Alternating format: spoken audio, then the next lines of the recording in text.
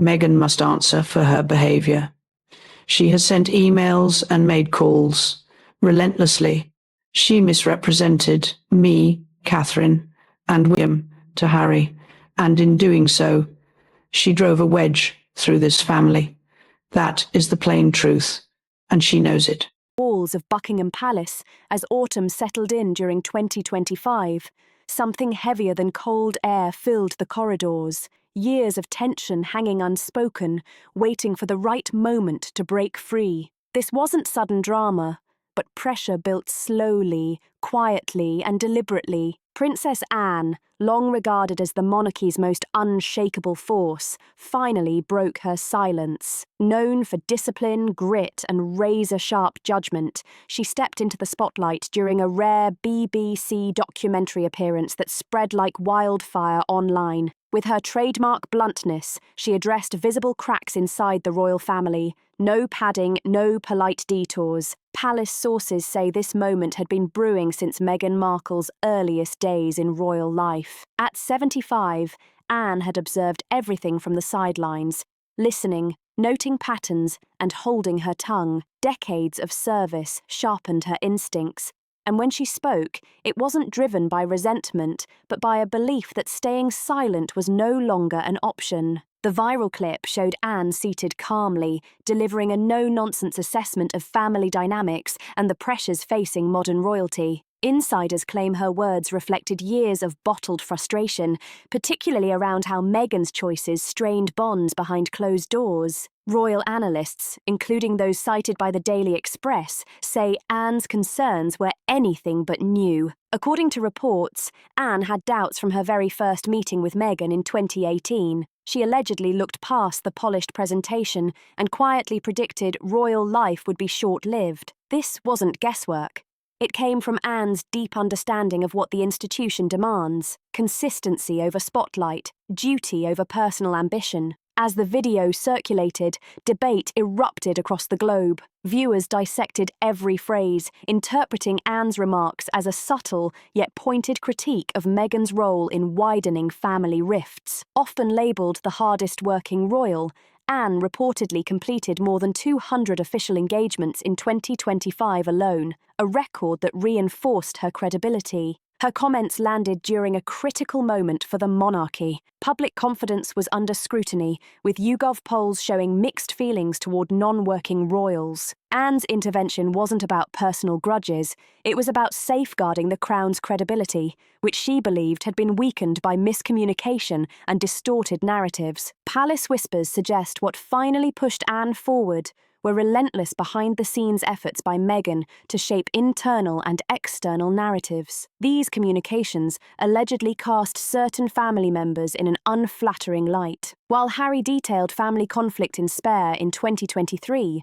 Anne's perspective introduced an angle the public hadn't heard before. Sources claim Anne felt her words were repeatedly misrepresented in conversations relayed to Harry, deepening misunderstandings throughout Windsor. That night became a turning point, Anne's voice slicing through years of fog, demanding accountability at last. The world watched closely, wondering how Meghan, now settled in Montecito, would respond as this royal reckoning unfolded. Princess Anne has long served as the monarchy's quiet protector, a living example of discipline, loyalty, and restraint. Born in 1950 as the only daughter of Queen Elizabeth II and Prince Philip, she grew up learning that royalty was built on effort, not applause. By 2025, she symbolized resilience, especially after recovering from a horse-related concussion earlier that year, as reported by BBC News. Despite the injury, Anne returned to duty almost immediately,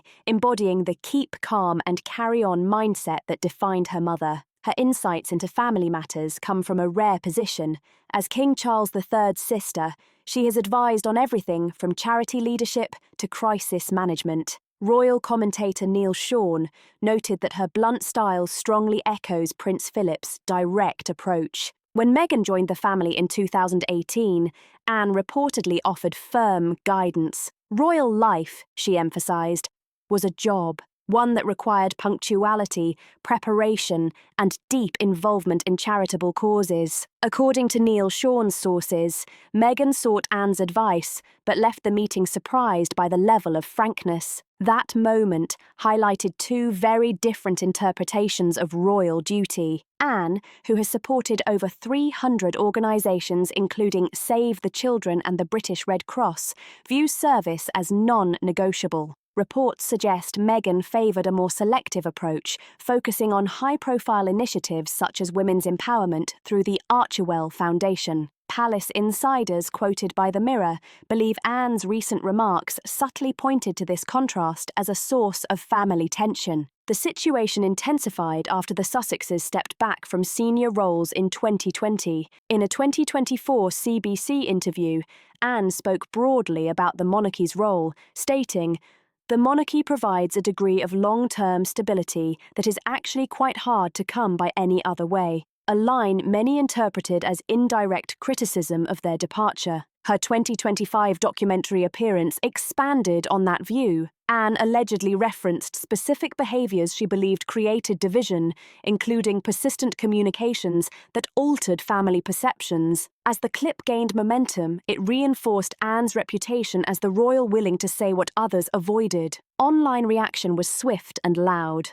Social media filled with praise, applauding Anne for addressing issues long left untouched. A viral post from user at @VQueenie resurfaced articles discussing Meghan's predicted short shelf life in royal life, reinforcing Anne's early doubts. From Meghan Markle's first step into the royal orbit, the dynamic shifted in unpredictable ways. In 2018, shortly after her engagement to Prince Harry, Meghan reportedly approached Princess Anne for mentorship, hoping to understand palace life, according to royal expert Neil Sean. That meeting proved pivotal. Anne delivered clear advice: treat royal duty as a full-time commitment requiring preparation and discipline. Meghan, accustomed to Hollywood flexibility, was reportedly taken aback, leaving with a sense of disconnect. That early clash foreshadowed deeper challenges ahead. Anne's experience allowed her to quickly sense that Meghan's vision of royal duty didn't align with institutional expectations. Reports from the Daily Star, citing psychic Debbie Davies, claim Anne saw through Meghan's demeanour early on, questioning long-term commitment. Those concerns weren't isolated. Prince William reportedly shared similar reservations about the pace of the relationship. As described in Spare, tensions escalated as communication became the main battlefield.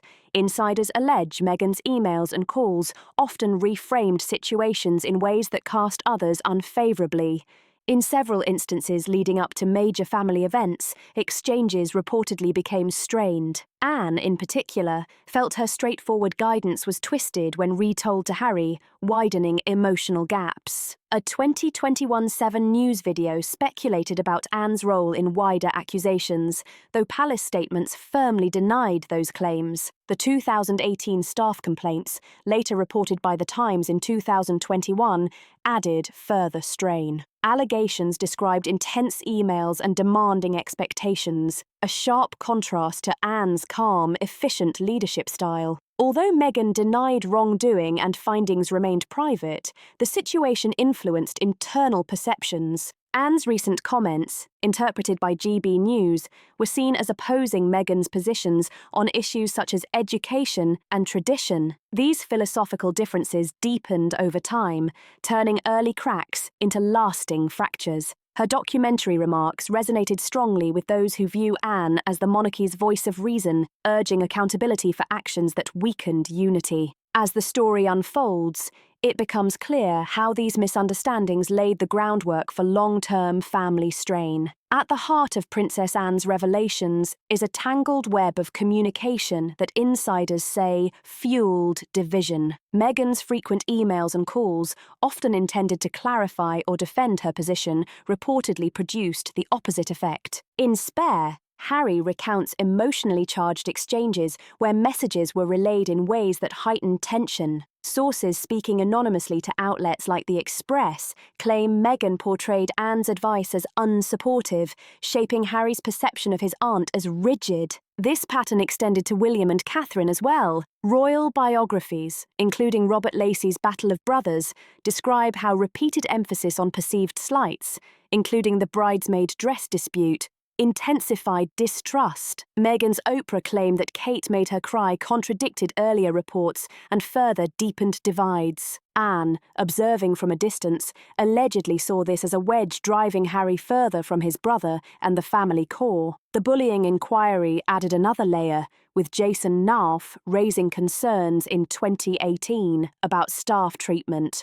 Although results stayed confidential, leaks suggested intense correspondence left employees feeling undermined. Anne, known for valuing loyal staff relationships, reportedly viewed this behaviour as clashing with royal principles. Experts on royal forums believe her comments on family unity were indirect references to these unresolved issues, keeping the thought firmly focused on how communication failures fractured trust within the royal family. Rather than pushing division for the sake of drama, Princess Anne made it clear that truth must come before loyalty to fractured narratives. Her message carried an unmistakable edge, quietly implying that Meghan's own actions played a role in isolating the Sussexes from the wider royal circle. Online voices such as Catherine echoed Anne's long-standing warnings, reminding audiences that concerns about Meghan's compatibility with royal life surfaced early on. These revelations sketch a pattern of repeated efforts that reshaped family perceptions, gradually turning former allies into firm adversaries. Anne's exposure was firm, calculated, and intentional. Her demands for accountability revealed how once private words slowly transformed into public wounds, permanently altering the internal balance of the House of Windsor. The consequences of these alleged misrepresentations did not fade with time. They rippled outward, deepening a divide that remains firmly entrenched well into 2025. Prince Harry, once notably close to his Aunt Anne, reportedly felt that bond weaken as shifting narratives began to redefine loyalty and trust. In Spare, Harry describes a growing sense of alienation, yet insiders argue that Meghan's retellings amplified minor disagreements into emotionally charged conflicts. William and Catherine were increasingly portrayed as distant or unsympathetic, while Anne felt her pragmatic guidance was reshaped into harsh criticism. William, carrying the weight of a future crown, bore much of this pressure. Reports from the Royal Observer suggest he was deeply angered by public insinuations, especially claims that hinted at family racism during the 2021 Oprah special. Anne's documentary comments land directly within that tense context. Without naming individuals, she appeared to challenge behaviours that steadily undermined trust and weakened internal cohesion. Palace sources quoted by Hello magazine claim William made repeated efforts behind the scenes to repair fractured ties, but persistent media leaks, frequently attributed to the Sussex camp, repeatedly stalled any progress. Catherine, often dragged into controversy, faced renewed scrutiny after the Netflix series revisited unresolved conflicts. Yet Anne's perspective reframed her as steady, composed, and resilient rather than passive. Public reaction surged rapidly across social platforms. Facebook groups, discussion forums, and comment sections rallied behind Anne, interpreting her remarks as long overdue validation of concerns that had lingered for years. The monarchy itself felt the impact, with public approval dipping in polls such as those conducted by Ipsos in 2023, as internal fractures reignited broader debates about the institution's relevance in a changing world. Anne's warning was clear and direct. Internal division, she cautioned, invites external erosion. Her words, "We must focus on duty over division," were widely interpreted as a pointed call for Meghan to reflect on her role in the fallout. The strain reached even peripheral family members, including the York sisters, demonstrating just how far-reaching the consequences had become. Anne's exposure wasn't about destruction. It aimed to heal by confronting uncomfortable truths head-on. As debates continue to rage across YouTube panels, live streams, and long-form commentary, the royal family remains burdened with a legacy reshaped by these events. To understand the controversy fully, one must revisit Meghan Markle's path before royalty. Born on August 4, 1981, in Los Angeles to Doria Ragland and Thomas Markle, Meghan's upbringing in a blended family shaped her adaptability and ambition from an early age. She attended private schools, including Immaculate Heart High School, where academic rigor and social awareness influenced her worldview. Her biracial identity played a central role in shaping her perspective, as she later described in a 2015 Elle magazine essay exploring identity and belonging. Meghan's acting career began modestly, progressing through minor roles before her breakout as Rachel Zane on Suits from 2011 to 2018. Alongside acting, she built The Tig, a lifestyle blog centered on empowerment, wellness, and personal growth, which she shut down in 2017 as her royal relationship intensified. Her humanitarian interests predated palace life. She worked with UN Women in 2015, travelled to Rwanda for clean water initiatives, and advocated for gender equality well before meeting Prince Harry in 2016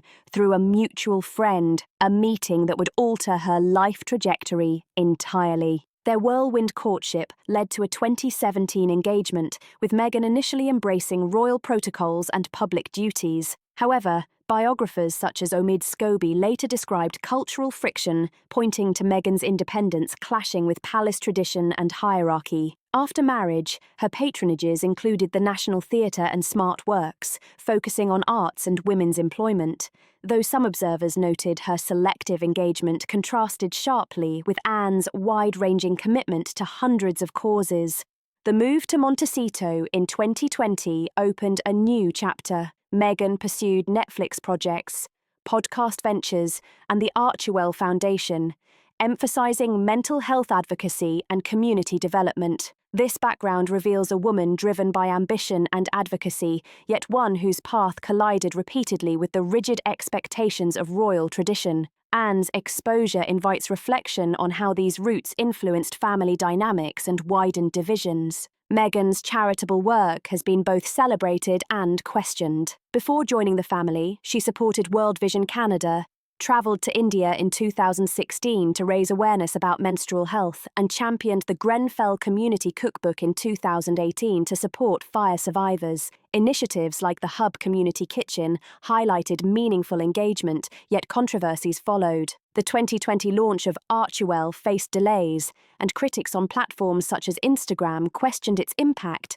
compared to long-established royal charities. Neil Sean and other commentators suggested Anne viewed Meghan's involvement as less immersive than traditional royal service. Public perception shifted sharply after the Oprah interview, where Meghan discussed mental health struggles, including suicidal thoughts during pregnancy, revelations that resonated globally but drew institutional pushback. Subsequent projects, including support for the Invictus Games and Netflix programming, showcased resilience and reinvention. Yet Anne's documentary remarks highlighted perceived inconsistencies, urging accountability for how personal disclosures affected collective unity. These contrasting narratives paint a complex portrait: a philanthropist whose efforts inspire debate, measured against Anne's decades of steady service. The fallout from Princess Anne's video has been swift, layered, and global. King Charles, navigating his reign amid health challenges reported in 2025,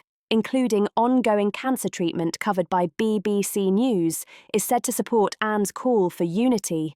Palace briefings suggest he views her intervention as a necessary step toward stabilizing family relations. Sources close to the king, quoted by The Times, indicate he has privately urged all parties to prioritize the monarchy's long-term stability, especially amid economic pressures and heightened public scrutiny in the UK. William and Catherine have remained composed, with William continuing visible public work, such as homelessness initiatives, while Catherine, recovering from her own health challenges, quietly returned to charitable duties aligned with Anne's ethos of service over spectacle. Public reaction remains sharply divided. Platforms like X erupted with debate, as users such as @VQueenie and @HRH Catherine praised Anne's candour, resurfacing threads highlighting her early doubts about Meghan's royal fit. One viral post from @Meghan's Mole questioned whether firmer boundaries should have been enforced earlier, drawing parallels to past royal exclusions. Supporters of Meghan pushed back forcefully, with hashtags trending in her defence and arguments that Anne's remarks reinforce outdated expectations. Media outlets amplified the split. The Express ran headlines emphasising Anne's intuition, while MSN echoed claims that her reservations stemmed from a perceived mismatch in commitment to royal duty. Expert commentary flooded in. Royal analyst Neil Sean described Anne's exposure as an institutional safeguard built on decades of experience. Psychic Debbie Davies, featured in Yahoo coverage, suggested Anne's perception mirrored Prince Philip's ability to see through appearances. GB News revisited philosophical clashes, including Anne's opposition to Meghan's views on boarding schools, framing them as symbolic of deeper ideological divides. Polling data from Ipsos and YouGov in 2025 reflects this tension. Support for the Sussexes dipped among older demographics, while younger audiences remained split, sceptical of monarchy yet drawn to Anne's blunt authenticity. Meghan's response, if any, remains indirect. Her 2025 Instagram activity included subtle royal symbolism, such as Queen Anne's lace imagery, interpreted by some as quiet resilience or narrative repositioning. Experts across platforms speculate on what comes next: reconciliation, further distance, or continued silence. Facebook groups and Reddit threads buzz with debate, some urging Meghan to address allegations directly, perhaps through a podcast episode or formal statement via Archewell. These discussions reveal deeper questions about the monarchy's evolution in a hyper-digital age. Anne's intervention highlights a sobering truth. In today's world, private disputes become public spectacles overnight. The institution now faces a defining challenge: balancing tradition with transparency without losing its foundation. Historians point to past rifts, such as those involving Princess Margaret, but note the amplified consequences today due to constant online scrutiny. As the year draws to a close and moments like the King's Christmas speech approach, the monarchy stands at a crossroads. Will unity prevail, or will unresolved divisions deepen further? What role should accountability play in healing long-standing fractures? Now we want to hear from you. Drop your thoughts in the comments. Was Princess Anne right to speak out? If this breakdown gave you new insight, hit like, and don't forget to subscribe for more in-depth royal analysis as this story continues to unfold, because the world is still watching.